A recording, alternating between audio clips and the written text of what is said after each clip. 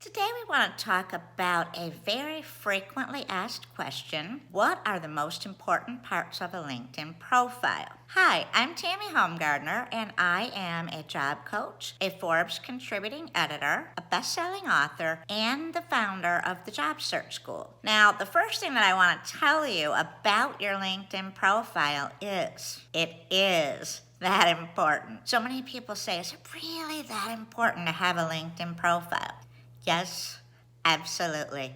Yes. We know that although the resume is one of the most important things that you need to have because that's what will get you actually past the ATS or applicant tracking systems and get your resume into the hands of a human. But a LinkedIn profile is just as important once you get past that state. A hiring manager or a recruiter will look at a resume for about 6 to 10 seconds max, and they'll basically scan the resume and look for the parts of the resume that they want to find, and then they're going to be done with that. In today's day and age, 90% of hiring managers won't even call you in for an interview if they don't find a LinkedIn profile for you. So you need to make sure that you have the URL of your LinkedIn profile on your resume and that our resume and our LinkedIn profile are optimized for our best keywords. Now, the entire profile is important for one reason or the other, but we're just going to go over the top 6 today. The first thing is your LinkedIn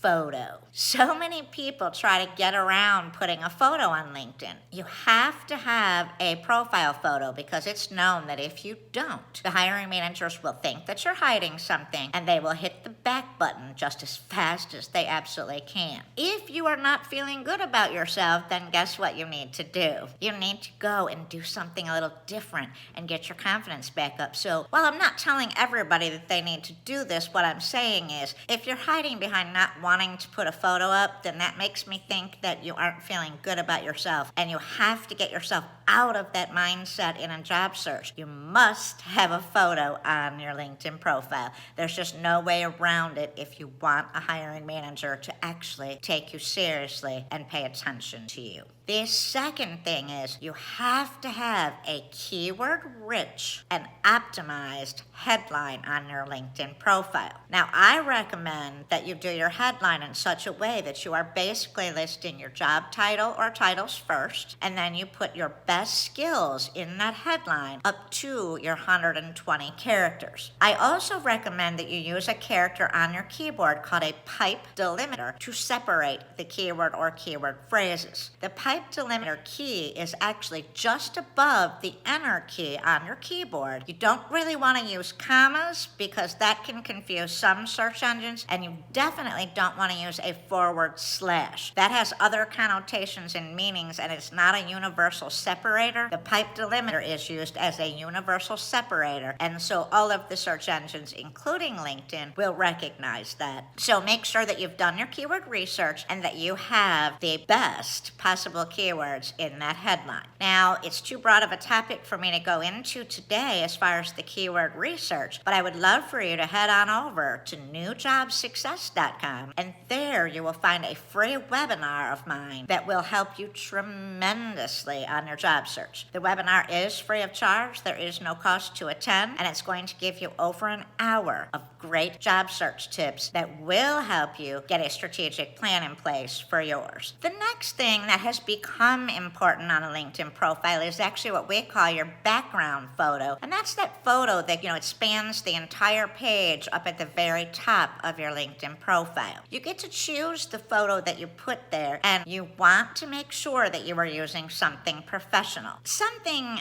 that depicts, your job title, your industry, something that makes you look unique but yet professional. It gives you a chance to stand out, and it's just one of those things that may help the hiring manager or recruiter remember your profile. Okay, then the all-important summary is number 4. The summary is one of the most important parts of LinkedIn. I have a very specific template that I use that is a proven template that works for the summary, and you can actually find that template over at newjobsuccess.com. I go through that in depth over there, but you basically want to make sure that your summary shows your best accomplishments and results. You don't want it just to list what you've done in the past, as in, I did this, I did that, but you want to show them what you actually accomplished and how that can potentially help an employer, what you can do for them. The next thing is your past experience section. A couple of things are very, very important when it comes to your past experiences. Use descriptive job titles. So make sure that you have a portion of your best keywords in that job title. So if your last job title was project manager, don't just say project manager in the job title, but say project manager, computer software and systems, or in cloud. Use a couple more keywords after that job title so that helps to optimize your profile. And then the all-important job descriptions. What you want to make sure that you do with the job descriptions is, again, show your best accomplishments. Never make this just a list of your past job duties. We don't want to see, I was responsible for, I managed, I did this. The hiring manager or the recruiter already knows the job duties of that position because they're actually looking for someone to hold that position. What they really want to know is, what did you accomplish when you were in this role, and how can that help me? So make sure that your job descriptions are accomplishment-based, results-driven. And then the sixth thing, recommendations. I know that sometimes it's very hard to ask for recommendations. Don't be shy about this. Make sure that you find people who can recommend you in a business capacity. Your neighbor, Mrs. Smith next door, might be a great friend. She might be a great lady, but her recommendation isn't going to carry a ton of weight because of the fact that she doesn't know you in a business capacity. She knows you in a neighborly or friend capacity. Here's the order that I would go in. I would try to find the recommendations from the owner of the company or somebody that is in the C level, meaning, the CEO, COO, depending on what your title is. And then I would work my way down. I would then try to find directors or managers that can recommend you. When you run out of those, or if you don't potentially have those, then you want to get someone who worked side by side with you who can vouch for your credentials and tell them how great you are. You also can ask people who worked underneath you to talk about what a great manager or what a great role model you were for them. And then you have to think outside the box. Are there vendors at another company that your company may partner with or use often, where you had to communicate with that vendor on a daily, weekly, or monthly basis that you worked closely with, where you could ask them to recommend your work abilities and so forth? The reason that these recommendations are so very, very important is that even though hiring managers and recruiters won't tell you this today, they very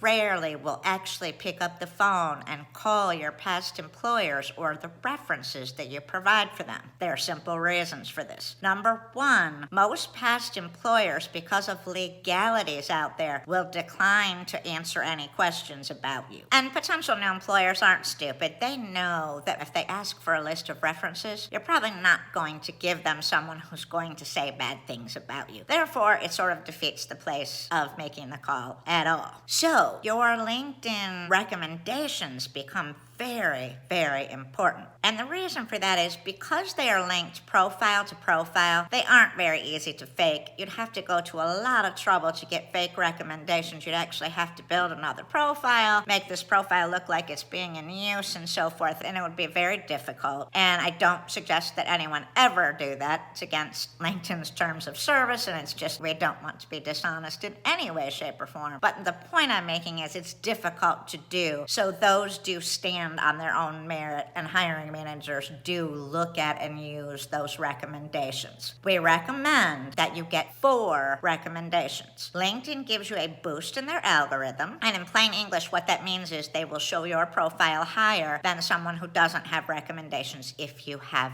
4. So 4 is the secret sauce or the magic number in this case. So I hope that these tips have helped you today, but again, please head over to newjobsuccess.com because there's a lot more information and I don't want you to miss out because this stuff is really important to your job search. Take care and thanks for listening.